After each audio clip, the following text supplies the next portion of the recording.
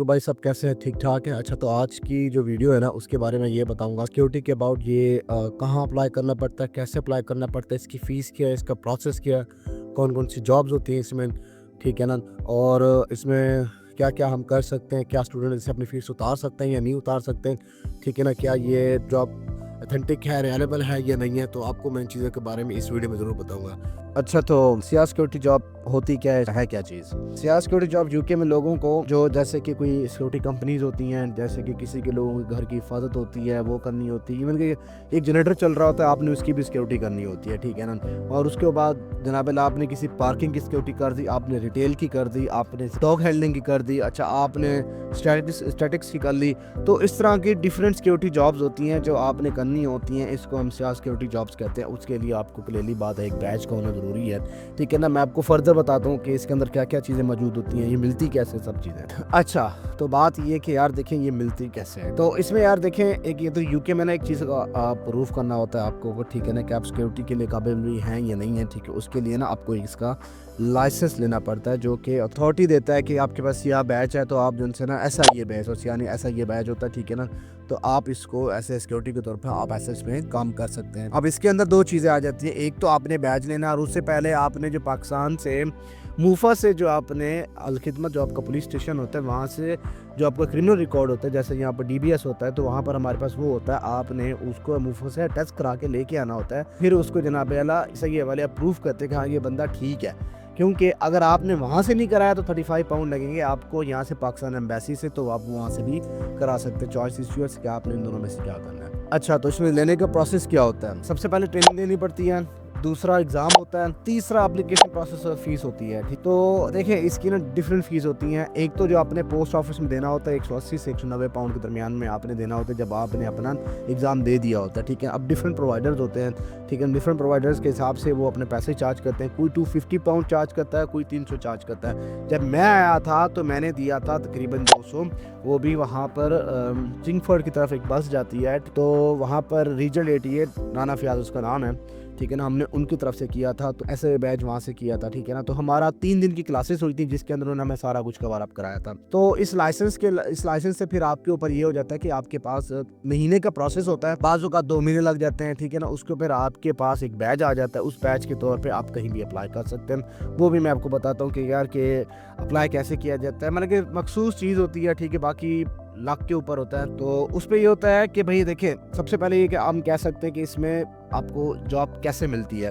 देखिए, एक होती है वेबसाइट जैसे इंडीड, ठीक है, और ऊपर से रीड हो जाता है, और ऊपर से ना टोटल जॉब्स हो जाते हैं। यहाँ पर बैचेस आई भी होती हैं, ठीक है ना, जॉब्स आई भी, तो सॉरी, जिसके ऊपर आप जनाब अप्लाई कर सकते हैं कि बिना मैं सिक्योरिटी के तौर पर आना चाहते हैं। कुछ कंपनीज होती हैं जो आपको हायर करती होती हैं, जैसे कि G4S हो गया, और उसके ऊपर जैसे बस G4S है, या फिर कोई आपका कोई रेफरेंस हो जाता है, ठीक है। तो उस रेफरेंस के ऊपर भी आपके ऊपर जनाब जॉब मिल जाती है। जैसे हमारा एक रेफरेंस बना था, तो मैं फिंचले में जॉब करता था, एक वहाँ पर मंदिर था, तो मैं उसकी गेट कीपिंग करता था, ठीक है ना।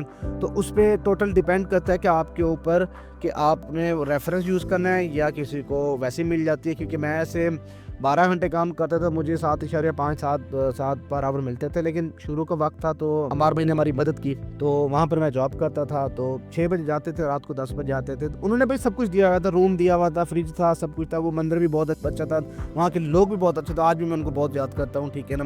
वो एक ऐसी जगह थी, बड़ी पीसफुल थी। वहाँ पर आपने बैठ के सुकून से दरवाज़ा खोलना है, ठीक है। एक मखसूस टाइमिंग थी, 1 से लेकर 5 बजे तक दरवाज़ा बंद रहेगा, उससे पहले दरवाज़ा ओपन रहेगा, ठीक है। लोगों ने आना है, पूजा करनी है, चले जाना है। फिर ये आपने हर 1 घंटे बाद राउंड लगा के तस्वीर बना के अपने ग्रुप में भेजनी होती थी। वहाँ सब कुछ मौजूद होता है, तो इसका ये हिसाब किताब होता है। अच्छा, तो अब बात ये करते हैं कि यार देखिए कितने टाइप की सिक्योरिटी होती है और इसका बेनिफिट क्या है, इसकी कितनी सैलरी मिलती है।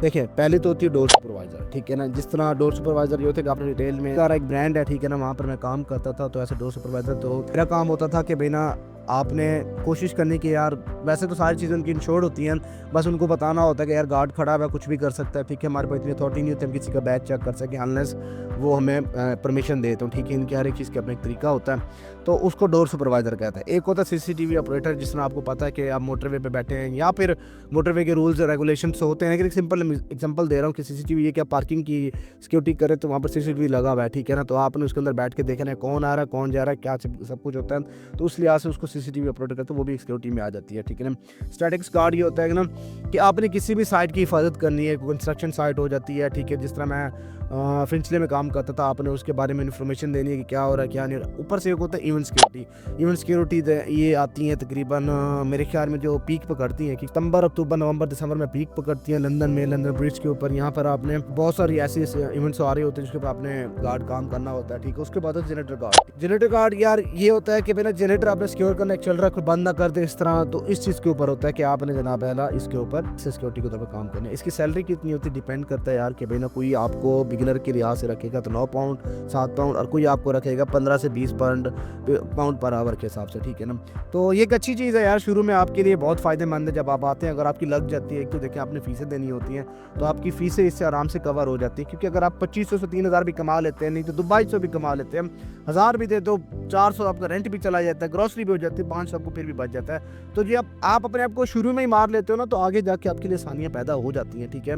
गोया कि ये बात हकीकत भी है, कभी आपके हालात ऊपर अच्छे होते हैं, कभी आपके नीचे होते हैं, ये लाइफ का हिस्सा है।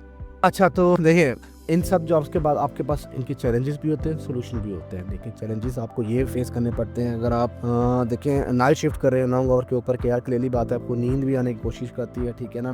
तो नींद भी आती है, या आप थक गए और यार आपको रेस्ट चाहिए, तो देखिए नॉर्मली आपको अलाउड होती है ब्रेक लेना, ठीक है ना। तो आप ब्रेक ले सकते हैं स्टैटिक शॉप के अंदर कि भाई 1 घंटे की ब्रेक ले लो, क्योंकि आप चल फिर रहे तो आपके लिए ब्रेक ही है, क्योंकि उसके अंदर आपने खास तो करना नहीं है, आप बैठे हो या खड़े हो, ठीक है, ये डिपेंड करता है। तो आप ब्रेक भी ले सकते हैं, आपको उसमें कोई इशू नहीं है। तो उसका सबसे पहले चैलेंज तो ये हो जाता है कि यार देखिए सबसे पहले अपनी नींद पूरी करो जाके। बाज़ औक़ात ये भी होता है आप आते हैं रात को नींद ही नहीं आ रही होती, फिर सुबह अगली शिफ्ट पे जाना, थक जाते हो, ठीक है। लेकिन कोशिश करो सो जाओ यार, उसका हल ये होता है कि आप फ्रेश होकर उठते हो। और दूसरा ये होता है कि यार कि आप काफ़ी देर तक खड़े हुए हो, तो आपके ना जनाब वाला पाँव में दर्द शुरू हो गया। ये मेरे साथ होता था ज़ारा के ऊपर, क्योंकि मेरे पाँव में ना शदीद दर्द होता था और आज तक है, ठीक है ना। मतलब ये कि ना आई डोंट नो क्यों, बट हो सकता है मेरी अपनी कोई वजूहत होंगी, बट ये कि मुझे वो दर्द अभी भी फील होता है, ठीक है ना। उसके लिए क्या यार आप कंफर्टेबल शूज़ पहने, जो कि मैंने नहीं पहने, तो उसको मिस्टेक होगी। तो कोशिश करो कि थोड़ी बहुत एक्सरसाइज भी करो, ठीक है ना। तो उस पर ये हो जाएगा कि भाई ना आपका एक्सरसाइज का यूज़ करने का ये हो जाएगा कि ठीक है आपकी ना मसल थोड़े स्ट्रांग हो जाएंगे, तो आपको ना स्टैंडिंग पोजीशन आपके लिए ठीक रहती है, ठीक है ना, रिटेल सिक्योरिटी के अंदर। तो उस लिहाज से आप सही रहते हो यार। देखें पहली बात तो अगर आपको चोरी करके जा रहा तो ठीक है, मैंने काफ़ी सारी वीडियोज़ देखी है किस तरह पकड़ रहे। देखिए जो ये होता है कि अगर आपको चोरी करके जा रहा हो, अगर आपने उसको पकड़ लिया यार, उस इनकेस कोई एनीवन भी हो, मैं दूसरों के बारे में नहीं कह रहा जो बिल्कुल होमलेस होते हैं उनके बारे में कह रहा हूँ, जो जान के करते हैं उनको पता भी अगर वो आप पे केस खोल देते हैं तो क्लियरली बात है, एक तो आपकी कंपनी आपको बचाने नहीं आएगी, दूसरा आपको हो सकता है जेल भी जाना पड़ जाती है। क्योंकि यार ये हकीकत बात है, ये मुझे एक बंदे ने बात बताई थी, ठीक है ना। एक बंदे ने उनको तंग किया, तो उसने जनाब इतनी सी बात की यार कि भाई ना जनाब मुझे तंग ना करो, ठीक है ना, मैं सिक्योरिटी गार्ड के ऊपर खड़ा हूँ, ठीक है ना, आप मुझे हरास करो। तो उन्होंने उठ के सबसे पहले, यहाँ के पुलिस के कान बड़े कच्चे होते हैं, ठीक है, वहाँ पर चलेंगे, उन्होंने बात कर दी। तो वहाँ से ये हुआ कि भाई उन्होंने वाकई सबसे पहले इनको उठाया, कंपनी ने कोई नहीं बचाया। ये अब मैं क्या बात करूँ, कौन सी कंपनी की बात कर रहा हूँ, ठीक है ना, तो मैं उनका नाम भी नहीं लूँगा क्योंकि मैं उधर काम भी कर चुका हूँ, ठीक है ना। तो उसका ये होता है कि यार आपने अपने जो ईज माइंड है, जब आपने ट्रेनिंग ली है ना, तो आपने उस ट्रेनिंग के लिहाज से आपने उस बंदे को लेके जाना है, बाहर पकड़ना है, ठीक है, कि हाँ भाई ये लो यार बाहर आ जाओ, ये वो अप टू इसकी एक लीगल ट्रेनिंग होती है जो आपको प्रोसेस बताई जाती है, क्योंकि आपने टच नहीं करना किसी चीज़ को, ठीक है ना। उसका जो मतलब कि लड़ाई है उसमें आप टच नहीं कर सकते, उसके अंदर आपको कुछ एक्शन होते हैं परफॉर्म करने। तो आल्दो को फनी होता है, ठीक है, लेकिन आपको वो आगे जाके हल कर देता है, ठीक है ना। दूसरी प्रॉब्लम ये कि यार आप सोचते हो कि यार हम पहली दफ़ा गए हैं, वॉशरूम आगे इंसान है यार, ठीक है, उस पर ये होता है कि यार आप परमिशन ले सकते हो, क्योंकि आपको परमिशन होती है। मैं तो परमिशन लेता था, मुझे कोई इशू नहीं आता था, मुझे वो अलाउड करते थे, आप जा सकते हो, ठीक है ना। हाँ ये होता है कि आपकी एक ब्रेक टाइमिंग होती है, जिस तरह 1 घंटा 2 घंटा इससे ज़्यादा नहीं होती, ठीक है, उसी को आपने मैनेज करना होता है। अगर आपको इस वीडियो में कुछ नया सीखने को मिला है तो यार प्लीज़ इस चैनल को सब्सक्राइब भी करें, ठीक है, शेयर भी करें और कमेंट में अपनी राय भी बताएं, ठीक है, और सवाल भी पूछें, मैं आपको ज़रूर उस बात का जवाब दूंगा। इंशाल्लाह फिर मिलते हैं नेक्स्ट वीडियो में।